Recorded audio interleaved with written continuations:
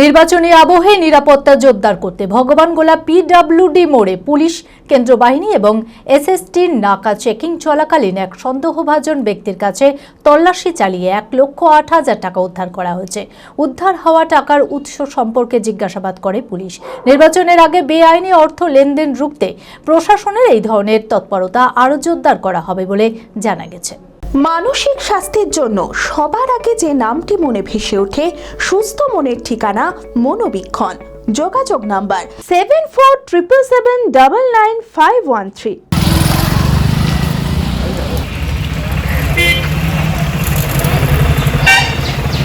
নির্বাচনী আবহে নিরাপত্তা জোরদার করতে ভগবানগোলা পিডব্লিউডি মোড়ে পুলিশ, কেন্দ্রীয় বাহিনী এবং এসএসটির নাকা চেকিং চলাকালীন 1,08,000 টাকা উদ্ধার করা হয়েছে।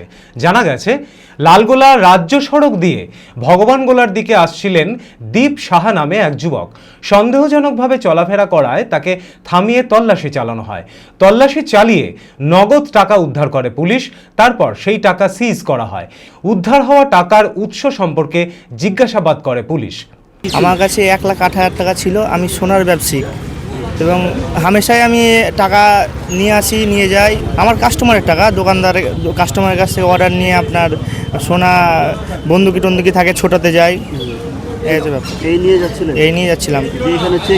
চেকিংয়ের সময় ব্যাগ চেকিং করলাম। আমি বললাম 1,08,000 আছে। তার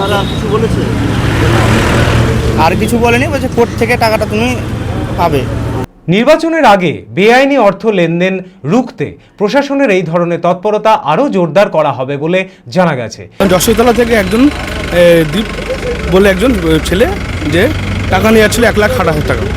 এবার সেই টাকাটা এখানে আমরা সাসপেন্স হিসেবে সিজ করলাম। কত টাকা নিয়ে যেতে পারেন? 50,000-এর বেশি অ্যালাউ নেই।